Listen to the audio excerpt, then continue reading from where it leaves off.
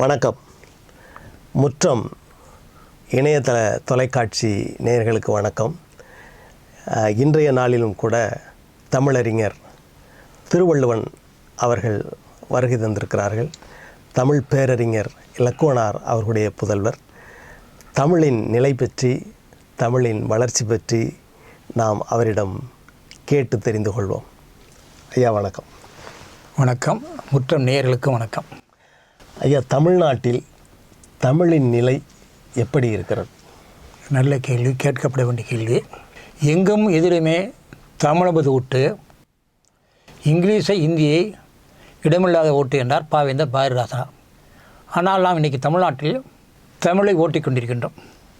தமிழில் எழுதுக, தமிழில் பேசுக, தமிழில் பெயரிடுக, தமிழில் பயில்க என்றார் தமிழ் போராளி பேராசிரியர் இலக்குவனார். ஆனால் எவற்றையுமே நாம் செய்வது கிடையாது. அந்தந்த இடங்களில் இருக்க வேண்டிய தமிழை இல்லாதாக்கி கொண்டிருக்கோம். சுருக்கமாக சொல்வதென்றால், தமிழ்நாட்டு மக்கள் தமிழை தொலைத்து கொண்டிருக்கிறார்கள். அந்த நிலையை போக்க வேண்டும்.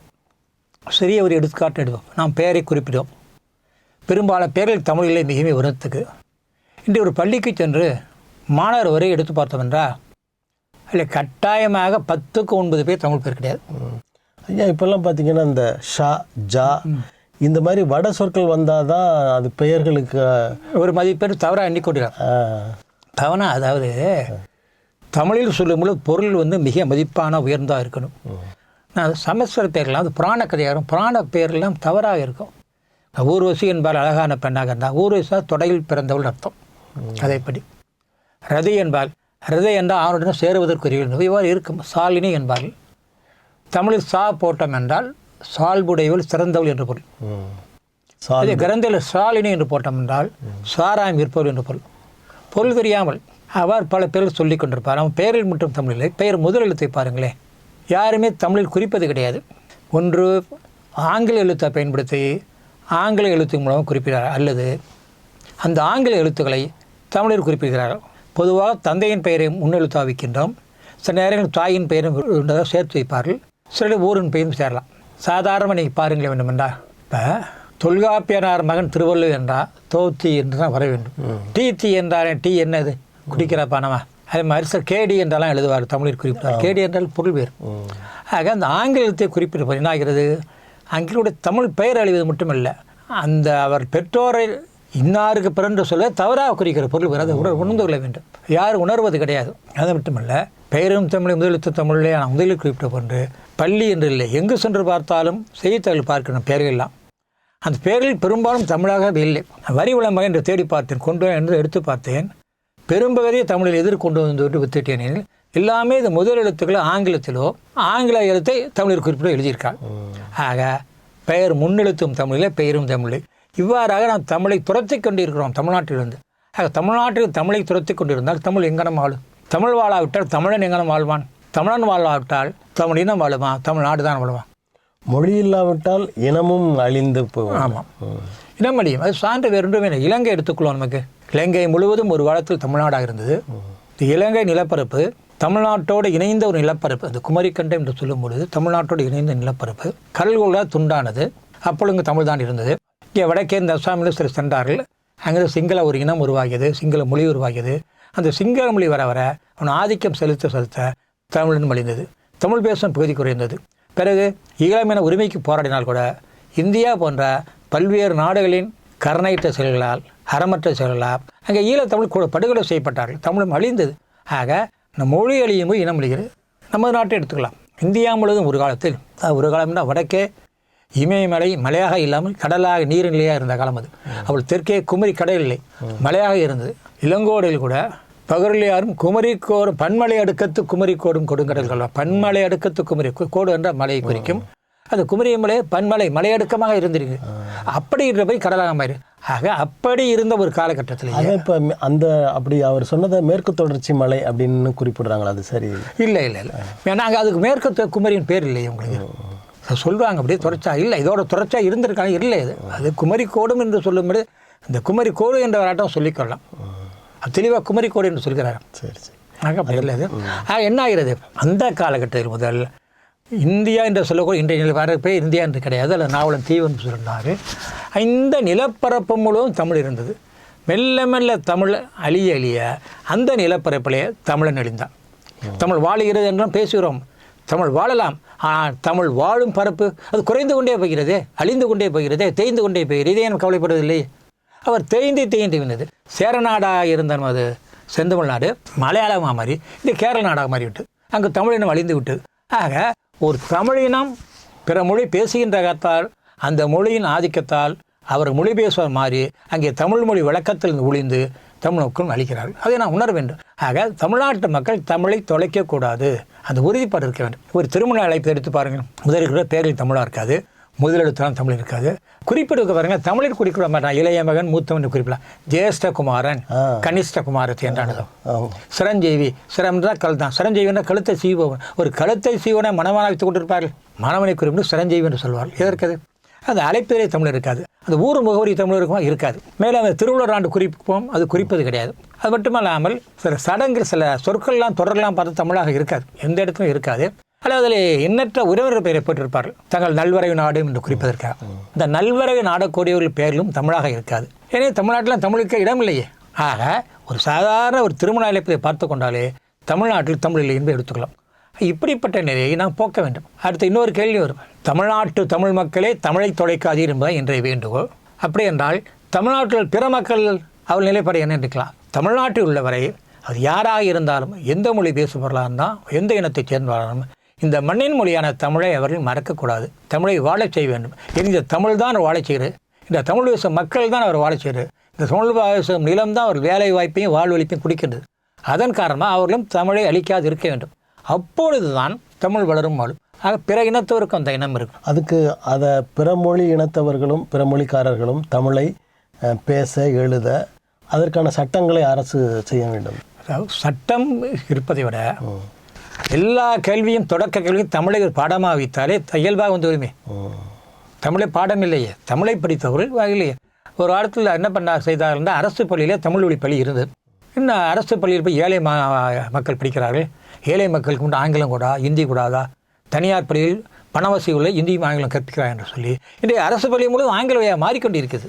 இவ்வாறு ஆங்கிலத்தை புகுத்துக்கொண்டார், இந்தியை கற்பிக்கிறார்கள், இந்தி புகுத்துக்கொண்டு. ஆக இவ்வாறு தவறான கண்ணோட்டம் செய்கின்ற காரணத்தால் கல்வியிலே தமிழ் போகிறது. தமிழ் போகின்ற காரணத்தால் தமிழ் மொழி. ஆனால் இன்றைக்கு சில முன்னேற்றம் ஏற்பட்டிருக்கிறது. ஆண்டு ஒவ்வொரு கல்வியாண்டாக தமிழை கொண்டு என்று சொல்லிவிட்டு இன்றைக்கு பள்ளி இறுதி வரைக்கும் ஒரு தேர்வாக தமிழ் இருக்க வேண்டும் என்று இது பாதாது. எனவே அதிலும் சில தவறுகள் நடைபெற்று கொண்டு இருக்கிறார். உண்மையான தமிழ் படிக்க வேண்டும், அது விதிகளை கழிக்கக்கூடாது. ஆக கட்டாயமாக தமிழ் பாடமாக இருக்கணும். பணித்தேர்வுகள் அரசு பணியாக இருந்தாலும் ஒரு தனியார் பணியாக இருந்தாலும் நடுவண் அரசு பணியாக இருந்தாலும் அங்கே தமிழை தேர்வாக வைக்க என்று சொல்வதை விட தமிழை ஒரு கேள்வித்தாளை வைத்து விட வேண்டும். அந்த வினாத்தாளில் வெற்றி பெற வேண்டும். ஆக அந்த வினாத்தாள் தமிழாக இருந்தால் தமிழை கற்றுத்தானே தேர்வார்கள். நீ தமிழை கட்டாயம் என்று சொல்ல வேண்டாம். அந்த தேர்வு முறையிலேயே தமிழை கொண்டு வந்து விட்டால் இயல்பாக தமிழ் வந்துவிடும். அந்த வகையிலேயே வேலைக்கு அவர்கள் தமிழை கற்றுக்கொள்ள வேண்டாம். தமிழ்நாட்டில் வேலை பார்க்குறான், அவர் யாரும் தொடர்பு கொள்ள பார்க்குறான்? தமிழ் மக்களுடன். தமிழ் மக்களுடன் தொடர்பு கொள்கிற ஒருவனுக்கு தமிழ் தெரியாட்டினா பையன். நான் ஒன்றிய அரசு அலுவலகத்தில் தெரிகின்ற வைத்துக்கொள்ளுங்க.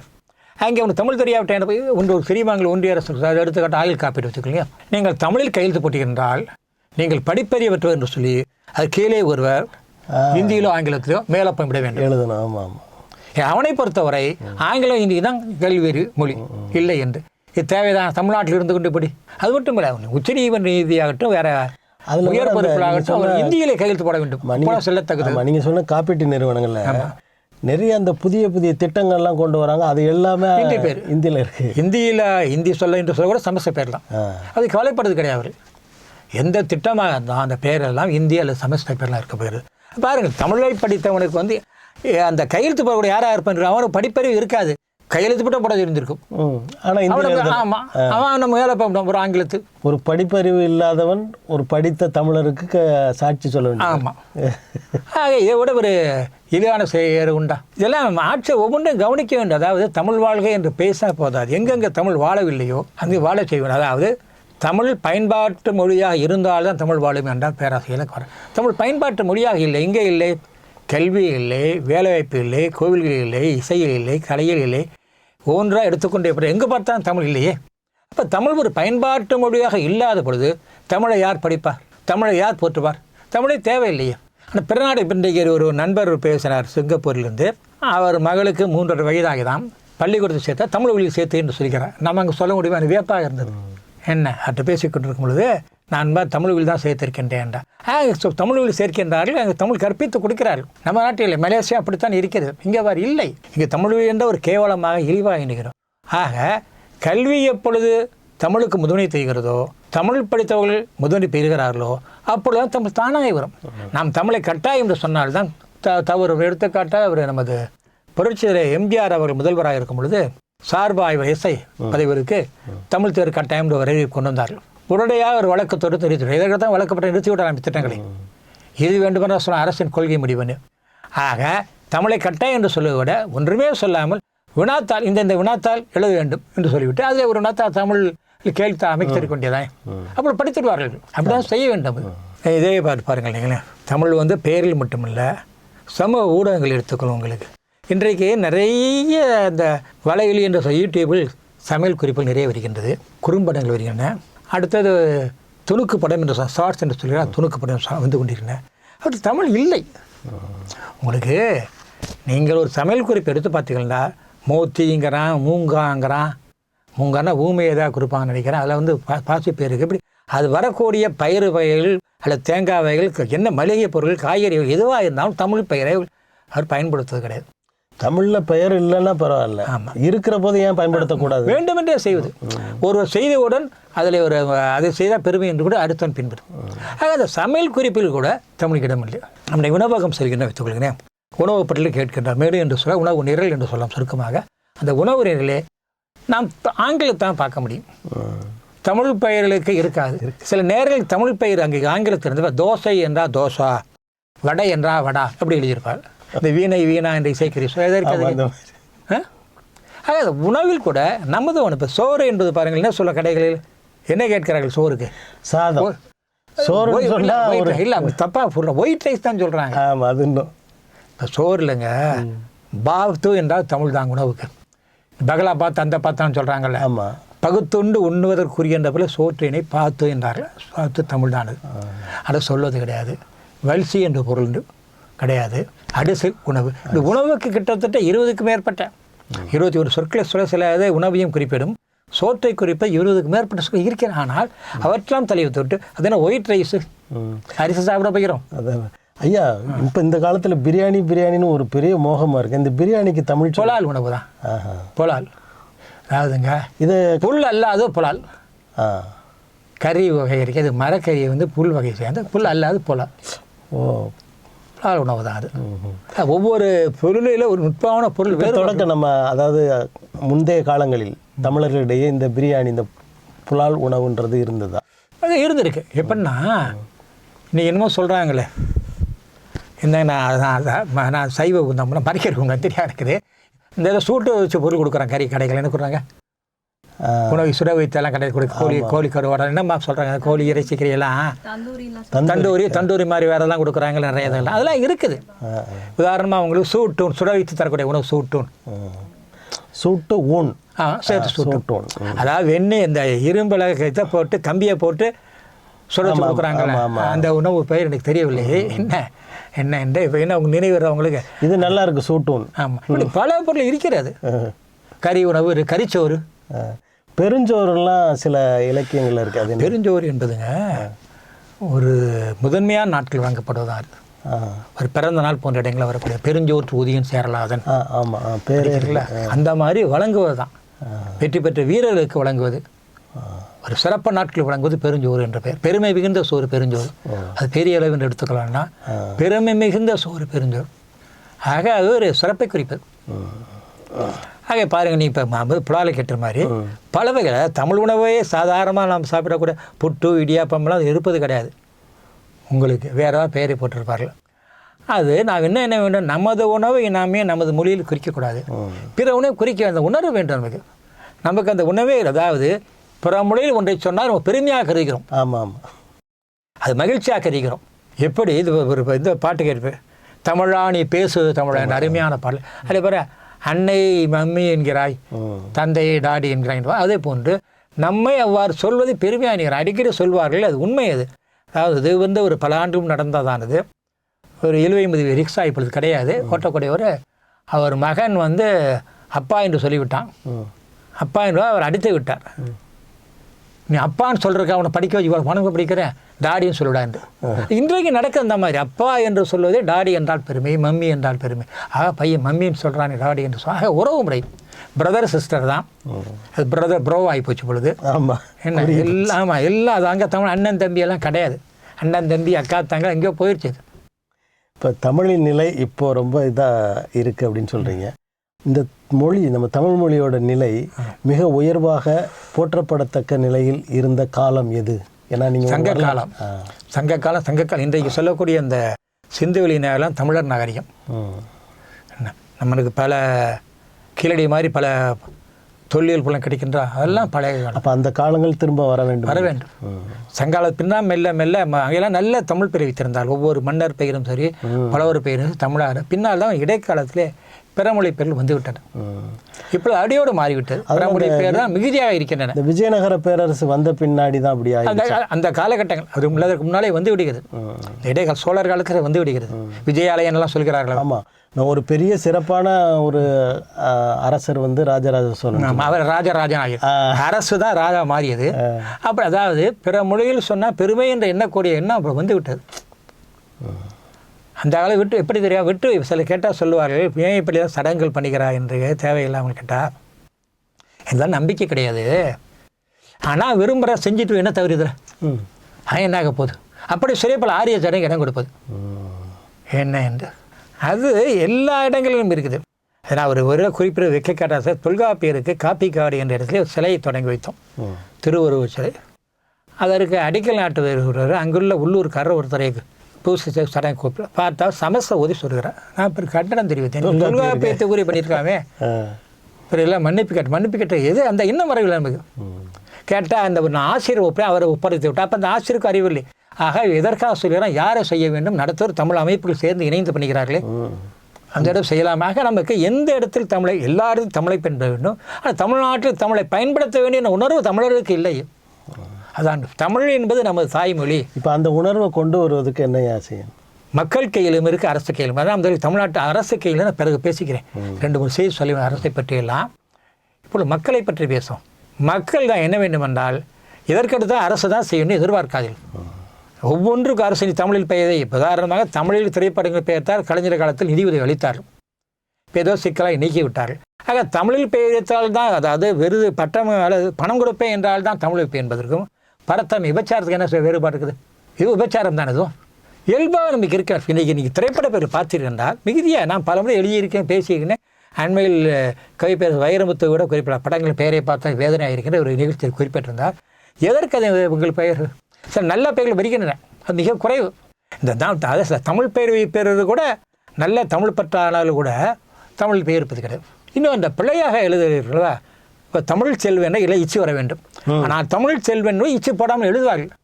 அந்த தமிழ் செல்வம் அல்லது தமிழ் செல்வி தமிழரசே என்ற பெயர் வைத்திருப்ப கூட முதலத்தை ஆங்கிலத்தை குறிப்பிட்டிருப்பார்கள். ஏதோ அவர் அப்பாவோ உறவினரோ அல்லது யாரோ ஒரு தலைவரோ தமிழ் பெயர் வைத்து விட்டார். இல்லை அந்த உணர்வு வரவில்லை. அது அப்படி சூட்டிக்கிறார்கள். ஆனால் இயல்பாகவே நம்ம பெயருக்கேற்ற உணர்வு நான் வாழும் சூழலுக்கேற்ற உணர்வு வேண்டும் என்ற எண்ணம் இருக்கணும். தமிழர்களே பெரும்பாலானோர் கையெழுத்து போட சொன்னால் ஆங்கிலத்தில் தான் நிறையா போடுறாங்க. ஆமாம் உண்மைதான். அதாவது அரசாணை கையொப்பமும் சுருக்க பயண இன்சியல் என்றால் இது சுருக்கம் தமிழ் இருக்கும் அரசாணை. ஆனால் இன்றைய அரசியலே பல இடங்களில் இருப்பதிலே ஒரு சிறு நிகழ்ச்சி என்று சொல்ல விரும்பினேன். மதுரையில் தமிழர் துறை பணியாற்றிக்கிட்டு இருந்தேன். அங்கே தமிழ்நாடு முழுக்க சட்டமன்றத்தில் இப்போ அமைச்சர் தமிழ் கூட பாராட்டியிருந்தேன். முதல்நிலை கொண்டு வந்து விட்டார். அந்த அளவுக்கு நான் தமிழை கொண்டு வந்திருந்தேன். அந்த அலுவலகத்தை விட்டு நான் வேறு பணிக்கு பதவியில் சென்றிருந்தேன். மீண்டும் அங்கே ஒரு அலுவலகம் சென்றிருந்தேன். அங்கே போய் பார்த்தோம்னா அந்த வருகை பேரில் தமிழில் கையொப்பம் இல்லை. நான் கேட்டேன் மழுப்பினார்கள். பிற துறையில் பண்ணலாம் நம்ம இந்த துறையில் பண்ணலாமா? இல்லை நீங்கள் சொன்னீங்க நீங்கள் நானாக சொல்கிறேன் எனக்காக அவங்க சொல்ல உனக்கே உணர்வு வேண்டாமான்னு கேட்டேன். நீங்கள் சொன்னீங்க நீங்கள் போயிட்டீங்களே இதில் போட்டால் என்ன நினச்சேங்கிறாங்க. அது ஒரு அம்மையார் பாருங்கள். இது ஒரு எடுத்துக்காட்டு. பல இடங்கள் அப்படி பார்க்கலாம். நமக்கே இயல்பாக உணர்வு இருக்கணுங்க. தமிழை கையெழுத்து போட அரசு வேணுமா ஒரு அதிகாரி வேணுமா அமைச்சர் மாவட்டம் நமக்கே தேவை வேண்டாமா? அதற்கெல்லாம் வேணும். அம்மாவை அம்மான்னு சொல்கிறதுக்கு என்ன சொல்லி கொடுக்கணும். அதெல்லாம் அது இயல்பாகவே உணர்வுங்க. நமக்கு அந்த உணர்வு இருந்தால் அரசுக்கு அந்த வேலை எளிதாக இருக்கும். இல்லாத எவ்வளோ அரசு ஐயோ இல்லையே ஒரு இதன்காக வேறு சிக்கல் வந்து விடுமோ என்று அஞ்சு கொண்டு மெதுவாக நடவடிக்கை எடுப்பார். நமக்கே அந்த உணர்வு இருந்ததுனால் இயல்பாக நம்ம என்ன வேண்டும் இன்று இவ்வளவாது அல்லது இனியாது நாம் தமிழில் படிக்க தவறிவிட்டோம், நாம் பிள்ளைகளையாவது தமிழில் படிக்க வைப்போம், தமிழ் கல்வி எனக்கு சிறந்த கல்வி. ஒருவர் உலக விருது பலவற்றை சொல்லுகிறோம், நோபல் விருதாகட்டும், வேறு இத்தகைய விருதாகட்டும், அது யார் பெறுகிறார்கள்? அவரவர் தாய்மொழியில் யார் படித்தார்கள் அவர்தான். இந்தியாவில் நமது ரவீந்திரநாத் தாகூர் நோபல் பரிசு பெற்றார். அவர் கீதாஞ்சலி வங்காள மொழியில் அவர் தாய்மொழி தான் எழுதினார். காந்தியடிகள் இந்த தனது சத்தியோசனை எழுதினார் நூல் அவர் முதலில் தன் குஜராத்தில் தான் எழுதினார், பிறதான் பிற மொழியில் வந்தது. அது மட்டும் இல்லை, தமிழ்நாட்டிற்கு வந்த பொழுது செங்கல்பட்டில் நினைக்கிறேன் காந்திக்கு ஆங்கிலத்தில் வரவேற்பாளர் வாசித்தார். உடனே காந்திகள் வந்து ஒரு கடிந்து கொண்டார், எனக்கு தமிழ் தெரிகிறோ இல்லையோ, நீங்கள் தமிழர்கள் தமிழ்நாட்டில் தமிழை வாசித்திருக்க வேண்டாமா, எப்படி ஆங்கிலத்தை வாசி கண்டித்தார். அவர் தமிழ் பற்று வருது, அப்புறம் தமிழ் படித்தார். அவர் எதற்கு சொல்கிறேன், நமக்கு அந்த உணர்வு இல்லை. ஒரு பரமொழி ஒரு தமிழை என்ன செய்வான், இன்றைக்கு ஒரு சௌராஷ்டிர பார்த்தோம்னா காய்வா ஹாய்வா என்றது சொல்லிக்கொண்டு சாரா பேச இருப்பான். ஒரு தெலுங்கு மொழி பேச வைக்கணும்னா நான் ஏதோ என்ன ஏமிய கடாபார் பேசுவார். மலையாளம்னா சேட்டன் சொல்ல ஆரம்பிச்சுவார். எந்த மொழிக்காரரும் அந்த மொழி பேச தொடங்கிறாங்க, தனக்கு தெரியவே தெரியாது, ஏதோ ஒரு சொல்லை எண்ணிக்கொண்டு பேச எண்ணுவது. ஆனால் பிற மொழியினர் அவரவர் மொழி தான் பேசுகிறார். உலகிலேயே 2 பேர் ஆங்கிலத்தை பேசுகிறார் என்றால் ஒன்று ஆங்கிலேயராக இருக்க வேண்டும் அல்லது தமிழராக இருக்க வேண்டும், யாரும் கிடையாது, வேறு எவருமே கிடையாது. கையெழுத்து என்ன, அது என்ன மொழியாக, மொழியும் அடையாளம் தானே இது. மொழியான்று கேட்கக்கூட தமிழில் குறிப்பிட்டார் என்றார். குறிப்பது இப்போ நீங்கள் ஒரு நூலகத்தை செல்லுங்கள், வருகையை கையப்ப மேடு இருக்க வேண்டும், போய் பார்த்துக்கிருந்தால் ஒரு பக்கத்துக்கு தவறுதலாக ஒருவர் கையெழுத்து போட்டுக்கலாம், கையெழுத்து இருக்கா தமிழ் கையெழுத்து பார்க்க முடியாது. இதெல்லாம் நமக்கே பழக்க உணர்வு இருந்தால் தானே இருக்க வேண்டும். உங்களுக்கு நான் சொல்லிக் கொடுப்பே முதல்ல ஆங்கில கையெழுத்து தான் சொல்லிக் கொடுக்க, அதுவே தவறு நமக்கு. இன்னொரு ஐயா, எனக்கு இசையை பொறுத்தவரை இசை வந்து ஒரு பொது மொழி, இசைக்கு வந்து மொழி தேவையில்லை அப்படின்ட்டு நிறைய பேர் சொல்கிறாங்க. இது உங்களுடைய கருத்து என்ன? அதில் இதை நீங்கள் இருவகையாக பார்க்க வேண்டும். இசைக்கு மொழி தேவையில்லை ஒத்துக்கொள்வோம், தேவையில்லை. இசைக்குத்தான் மொழி தேவையில்லை, அது தமிழ் இருந்தாலும் தெலுங்கில் தான் உனக்கு என்ன, நீ ஏன் தமிழ் இருக்கக்கூடாது என்ற கேள்விக்கும் இசைக்கு மொழி இல்லை என்றா, இதாக தெலுங்கு வேணும் சமஸ்கிருதம் வேண்டும் என்று சொல்லி இசைக்கு மொழியிலே நீ இசைக்கு மொழியில் தமிழ் இருக்குன்னு சொல்லலாம் அல்லவா? ஆமாம். ஏன் அந்த என்ன முறையில்? அடுத்தது அந்த இசை பெண் பாடல் எடுத்துக்கலைங்க, அந்த பாடலுக்கு மெட்டு போட்டு பார்த்திருந்தால் அது அவனவன் தனது மொழிக்கேற்பதான் என்ன வரலாம். நான் அந்த ஒரு பாடல், நான் நிறைய பாடல் திரைப்பட மெட்டிலும் வேறு மெட்டு பாடலாம் எழுதியிருக்கின்றேன். தவறு சிறுவம்னு தமிழ்நாட்டு அமைப்பு இருக்குது, அரசார சிறுவர்களுக்கு ஒரு சவக சிறுவர் மன்றம் ஒரு பயிற்சி. அந்த பயிற்சியை ஒரு பாடல் வந்து இதான் நடிக்கிறேன், என்ன என்ன இலக்கியம் இனிமை தரும்னு ஒரு பாடல் இருக்குது. என்ன பாட்டு என்றால் அது வந்து கொஞ்சம் கொஞ்சம் பேசி மெட்டில் இருக்குது, கொஞ்சம் கொஞ்சம் பேசி அதை மட்டும். அங்கே நமது டெல்லி சென்று இருந்தபோது அங்குள்ள தமிழ் சாங் அங்குள்ள மாதிரி பயிற்சி பாடல் கொடுத்தோம். எல்லாரும் விரைவில் கொற்றுக்கொண்டு அவர் இந்தியில் பாட இருந்தார். எனக்கு தெரியாது, அந்த மெட்டில் இந்தியில் பாட இருக்கிறேன். அந்த மெட்டு கருவியில் பாடுகிறார்கள், அந்த வரியை முதலில் பாடவில்லை. அந்த கருவியசி அந்த மெட்டு வந்த உடனே அவர் மொழி பாடல் பாட, அது வெவ்வேறு மொழியில் வந்திருக்கின்ற அந்தந்த மொழிக்கிற அந்தந்த மொழி நோக்கிறான். நாம் தமிழில் சொல்கிறோம். இப்போ அந்த திரைப்பட பாடல் கொஞ்சம் கொஞ்சம் அந்த பாடல் சாங் நான் என்ன என்ன இலக்கியது ஏன்னா இன்னொரு வேறு வயசோ அவர் என்ன வருது, அது ஒரே மெட்டு அவரவர் எண்ணத்துக்கேற்ப வரி வடிவம் பெறுகிறது. ஆக அதுதான் உண்மை. அப்படி வரி வடிவம் பெறும்பொழுது ஏன் தமிழில் தமிழ்நாட்டில் இருக்க வேண்டும் அல்லவா? என்ன தவறு அதிலே? எப்பொழுது மொழிக்கு இசை, அதாவது இசைக்கு மொழி வேறுபாடு இல்லை என்று சொல்கிறாயோ அப்படி சொல்லும் பொழுது தமிழில் இருந்தால் உனக்கு என்ன தீங்கு, ஏன் நீ வேறு மொழி இருக்க என்று சொல்கிறான். இன்றைக்கு திருவையாறு தமிழ்நாட்டில் இருக்குது, ஆனால் திருவையாற்றில் தமிழ் பாடல் பாட முடியாது, தெலுங்கு பாடுறாங்க. ஆமாம், தமிழ் பாடலை பாடினா என்ன மேசி கழுவி விட்டார்களே. ஆமாம். அப்போ பொதுமக்கள் தமிழ்நாட்டு மக்கள் அதற்கு உனக்கு உணர்வு வேண்டாமா, தமிழ்நாட்டில் தமிழ் பாடலை பாடினா என்பதற்காக அந்த இடத்த கழுவுகிறார். ஆக நமக்கு உணர்வு இல்லையா, அவன் கழிவோடு அடித்திருக்க வேண்டாம், உண்மை என்று பரவாயில்லை. தமிழை பழித்தொனி தாய் தடுத்தாலே விடையினாண்டாளா பாரராசன் விட்டு வைத்திருக்கலாம், எப்படி சொல்ல போயிட்டு உடனே யார் அதுக்கு தலைவராக இருப்பார்கள், பெரும்பாலும் தமிழராக வைத்திருப்பார்கள். கருப்பையா மூப்பராக நீண்டகளும் அவர் இருந்தால், அவரும் யார் இருந்தாலும் அவருக்கு அப்புறம் அவர் மகன் இருக்கின்றார்.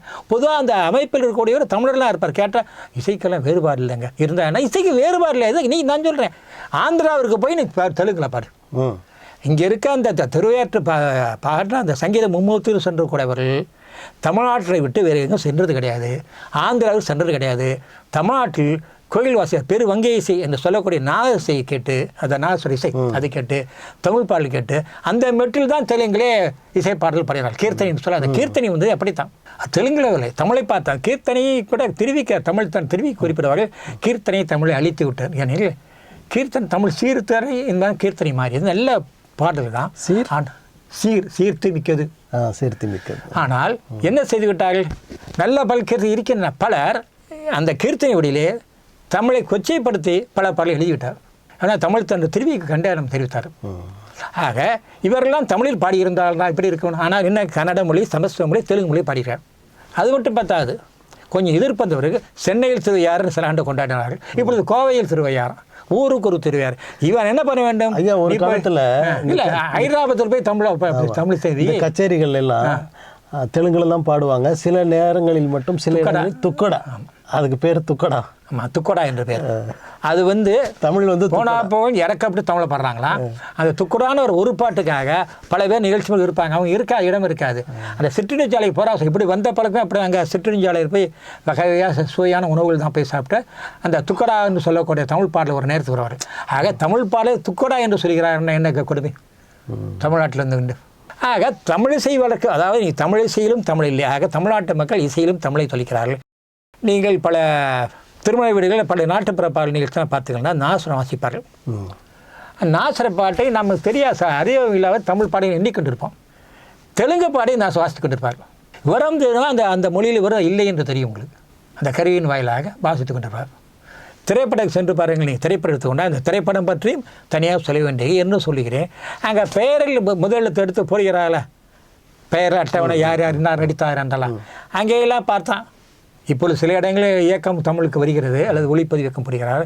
டைரக்ஷன், டைரக்டர் ஏதோ பார்த்தா ஆங்கிலத்தில் அல்லது பெயர்கள் அதில் தமிழ் எழுத்துக்கள் இருக்காதே. ஆக தமிழ்நாட்டு மக்கள் தமிழை ஊடகத்திலும் சொல்லிக்கிறார். ஊடகம் வந்து ஊடக இதழ்கள். இன்றைக்கு செய்திகள் எடுத்து பார்த்தோம்னா செய்திகள் தமிழே இல்லை. தமிழ் இல்லாமல் எதற்கு செய்யத்தார்? தமிழை நீ தமிழ்நாட்டிலிருந்து இதழ் எடுத்துக்கிறாய். தமிழனுக்கானத்தார் தமிழாகத்தான் இருக்க வேண்டும். எதற்கு பிறமொழி கலந்து எழுத வேண்டும்? இதெல்லாம் மக்களுக்கே நீ எழுதவில்லையா புறக்கணிக்கிறான். இந்த இதழ் தமிழை பயன்படுத்தவில்லையா, நாங்கள் இதழை வாங்க மட்டும் வாங்காமல் இருக்க வேண்டும். அப்படி அச்சம் வந்தாலும் இயல்பாகவே அவர் தமிழுக்கு வருவார்கள். ஆக தமிழ்நாட்டில் தமிழ் வளர்ந்து மக்கள் கையில் இருக்குது. அரசு கையில் பிறர் கையெல்லாம் பிறகுதான் சொல்ல வேண்டும். மக்கள் நினைத்தார் என்றால், மக்கள் முயன்றார் என்றால், சிறிதளவு முயற்சி செய்தார் போதும். தமிழை வந்து எல்லா இடங்களும் தமிழ், எங்கெங்கெல்லாம் தமிழுக்கு இடமே இருக்கும் அங்கே இருக்கும். நான் பொருளை வாங்கிறோம்ல, அந்த பொருளை என்னென்ன கொடுப்பார்கள், அது பொருள் அடக்கம் என்னென்னு என்று எழுதியிருப்பார்கள். அல்லது அதை எந்த அதுக்கு எரிநாள் கெடுநாள் எக்ஸ்பிரி என்று குறிப்பிட்டிருப்பார்கள். சரி, எச்சரிக்கை கொடுத்திருப்பார்கள். இல்லை தமிழில் இருக்காது. அந்த எச்சரிக்கை வந்து தமிழில் இருந்தாலே தமிழனுக்கு புரியும், பாதுகாப்பாக இருப்பார். எதற்கு அது? தமிழ்நாட்டில் நீ உணவுப் பொருள் விற்கிறாயா, நீ எந்த நாட்டுக்காரனாக இருந்தாலும் சரி, இங்கேயே அதிலே தமிழில் தான் எழுதி ஒட்டியிருக்க வேண்டும். இருக்குது கொண்டு வர வேண்டும். பல நாள் இப்போ நீ சிங்களத்தில் பார்த்துக்கிட்டா அங்கே இலங்கையில் சிங்களத்திலும் தமிழில் வைத்திருக்கார்கள் அந்த மக்கள் மொழி என்று சொல்லி. இல்லை, இது ஏன் நம்ம நாட்டில் வாசிக்கணும் இப்படி தான் இருக்க வேண்டும். விமானத்தில் பயணம் செய்கிறோம் என்றால் ஒரு பட்டையை வார் குடிக்கிறார்களா, ஆபத்துக்கா, ஆமாம், பெல்ட் எல்லாம் குடிக்கிறார்களா, அதை எப்படி அணி வேண்டும் என்று எதிர் சொல்கிறார்கள்? ஆங்கிலத்தில் செய்கிறாங்க. சில எச்சரிக்கை ஆங்கிலத்திற்கு. எதற்கு அது? நீ எச்சரிக்கை உயிர்காக்கக்கூடியது. உயிர்காக்கக்கூடிய எச்சரிக்கை தமிழ் தானே இருக்க வேண்டும். அதற்கு தான் ஆங்கிலம் சொல்ல வேண்டும் அல்லது இந்தியில் சொல்ல வேண்டும். ஆக மக்கள் எதிர்ப்பு தெரிவிக்க வேண்டும். நீ தமிழில் சொல்லு. மறைமுகமாகவே தமிழை அழித்து விட்டு மற்ற மொழிகளை வளர்க்கிற மாதிரியான ஒரு சூழலை அமைப்பு முறையை வைத்திருக்கிறார்கள். வானூர்தி செல்கிறீர்கள், வாசல் நிற்கிறேன், உள்ளே போக வேண்டும், அடையாளச்சீட்டு கடவுச்சீட்டெல்லாம் காட்டுகிறீர்கள் அல்லது பயணச்சீட்டு காட்டுகிறீர்கள். அவன் தமிழ் பேச மாட்டேன், இந்தியில் பேசி விரட்டி எடுப்பான், ஏதாவது கேட்பான். உள்ளேயே பல இந்தி தான் இருக்குது. எங்கேயாவது சில இடம் தமிழையோ ஆங்கிலத்தையோ பண்ண நான் தமிழை செலுத்தி பார்த்து மகிழ்ந்திருக்கின்றேன் இருக்கிறார்கள் என்று. ஆனால் இல்லையே, எதற்கு இந்த இடத்துல அவனுக்கு என்ன வேலை? கனிமொழி கூட அவர் இதை கேட்டு கண்டனம் தெரிவித்தார். எதற்கு அங்கு தேவை? உனது நாட்டு இது இங்கு இருக்கிறது. நீ தமிழ்நாட்டில் வேலை பார்க்கிற தமிழை கற்றுக்கொள், தமிழை படித்துக்கொள். நான் இப்போ நான் ஜப்பானில் கல்வி இருக்க வேண்டாம், ஜப்பானில் படிக்க வேண்டியிருக்கு. ருஷ்யாவில் கல்வி இருக்க வேண்டிய நிறைய பேர் மருத்துவம் படித்து வருகிறார் அங்கிருந்து. அங்கே ஒரு ருஷ்யங்களை கற்க வேண்டியிருக்கு. ஆங்கிலேய நாட்டுக்கு சென்றாலும் கூட நமது ஆங்கிலம் பேர் அவர் ஆங்கிலம் பேர் என்ற முறையிலே அந்த ஆங்கிலம் கற்க வேண்டியிருக்கு. அதே போன்று தமிழ்நாட்டில் படிப்பவனாக இருந்தாலும் வேலை செய்யாலும் தமிழை கற்றிருக்க வேண்டும். அதற்கு நீ தமிழை கற்க வேண்டும் என்று சட்டம் போடுவதை விட சூழலை முதலுக்கு போகிற வேலைவாய்ப்பு சொல், பணி தேர்வுகள், தேர்வு எழுத வேண்டும், பதவி உயர்வு வேண்டும் என்றால் என்னென்ன தேர்வு எழுத வேண்டும், அது ஒவ்வொன்றிலும் ஒரு தமிழை வைக்க வேண்டும். எல்லாமே தமிழாக இருந்தால் சிறப்புத்தான். இப்படியெல்லாம் எவ்வாறெல்லாம் வந்தோம் என்றால் தான் இயல்பாக வரும் மக்களிடம் இருக்கணும். மக்கள் தான் கிளர்ந்தெழ வேண்டும். தமிழை பயன்படுத்த என்று சொல்லுவாங்க. வீடுகளுக்கு பெயர் சூட்டுகிறோம். என்ன சூட்டுகிறோம்? நிவாஸ், ஸ்ரீநிவாஸ், அந்த நிவாஸ் அல்லது மேன்சன். கட்டடங்களுக்கெல்லாம் பார்த்தீங்கன்னா வீடு கட்டடம், மேன்சன், கோர்ட், விலாசு, கோர்ட்டு. ஆமாம், கோர்ட்னா நீதிமன்றம் தான், இது தான் கோர்ட்டு. ஆக ஏன் நமது கட்டடத்தில் ஏன் தமிழ் பேர் வைப்பதில்லை? ஒருவர் வீடு மனை அல்லது அப்பார்ட்மெண்ட், ஃப்ளாட் என்றெல்லாம் வைத்திருப்பார்கள். நீங்கள் முதலில் வீடுகளுக்கு காட்ட வீட்டு பகுதியில் தமிழை பெயர் இருக்கு. இன்னும் சில இடங்களில் பாருங்களேன், காலனி என்று வைத்திருப்பேன். காலனி என்று 3 சொல் எண்ணை குறிப்பாது. காலனி என்றால் காலையில் அணியக்கூடிய அணி. இது 2 ஆங்கில சொல்லுது. ஆங்கில காலனி ஆதிக்கத்துக்கு இருந்தோம், அதை நினைவூட்டுவதற்கு காலனி என்கிற பெயரை பார்த்தீங்கன்னா DRO colony, RDO colony, collector colony, surveyor colony, குடியிருப்புன்னு சொல்றது. ஆமாம், குரல அந்த பேரும் அதிகாரிகள் பேரும் ஆங்கிலத்தில் சொல்கிறாங்க. 2 டிஆர்ஓ காலனி. ஆமாம், 2. ஆக பெயரும் ஆங்கிலத்தில் இருக்கிறது, அந்த குடியிருப்பின் பெயரும் ஆங்கிலத்தில் இருக்கிறது. ஆக இவங்க தமிழ் இருக்காக குடியிருக்கவரை அந்த பேரில் வைக்க உணர்வு நாம் இருக்கும் பகுதியில் நமது மொழியில் வைக்க வேண்டிய எண்ணம் இருக்க வேண்டும். சமஸ்கிருதம் ஒரு வாழும் மொழி அல்ல, எந்த காலத்தில் வாழ்ந்த மொழி கிடையாது, அது ஏற்றலும் இருக்கக்கூடிய மொழி தான். அதற்கு தரக்கூடிய முதன்மையின் காரணமாகவும் சடங்குகளின் பயன்படுத்துகிற உயிர் வாழ்கிறது. அந்த சடங்குகளை செய்யக்கூடியவருடைய சடங்கிற்காக சமஸ்கிருதத்தை பயன்படுத்துவதில்லை, அவர்களுக்கு பேச தெரியாது, அவர் பேச்சு மொழியில். ஆனால் அப்படிப்பட்ட இன்றைக்கு 100க்கு 1 விழுக்காடு புள்ளி சுழி சுழி சுழி ஒன்றான்னு சொல்ல வேண்டியிருக்குது. நம்ம 100 கோடி மக்கள் தொகையில் பார்க்க முடியுது. அந்த மொழிக்காக பல்லாயிரம் கோடி செலவக்கூடிய அந்த அரசு நீ ஏன் தமிழுக்கு கேட்க வேண்டும். நாம் அப்படி கேட்டால்தான் தமிழை பயன்படுமையாக்குவது அரசு முன்வரும். அது மட்டும் இல்லை, வாழுமொழி என்று சொல்கிற எப்பொழுது மொழி வாழ முதலில் குறிப்பிட்ட பொழுது நம்ம எல்லா நிலைகளிலும் தமிழ் இருந்தால்தான் தமிழ் வாழும், இல்லையில் தமிழ் வாழாது. தமிழை வாழ வைக்க நாம் தமிழை எல்லா இடங்களிலும் வாழ வைக்க வேண்டும். எல்லா இடம் என்றால் என்ன? நாம் பயன்படுத்தக்கூடிய எங்கே பயன்படுத்துகிறோம்?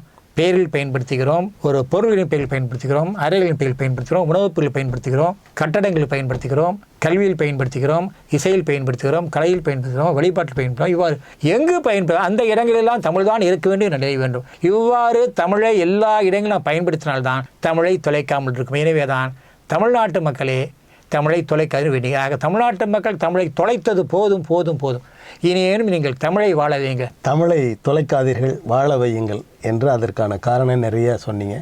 இந்த நேரத்தில் இங்கே வந்து இந்த செய்தியை மக்களுக்கு தந்தமைக்கு உங்களுக்கு எங்களது மனம் கனிந்த நன்றி. வணக்கம், அனைவருக்கும் நன்றி.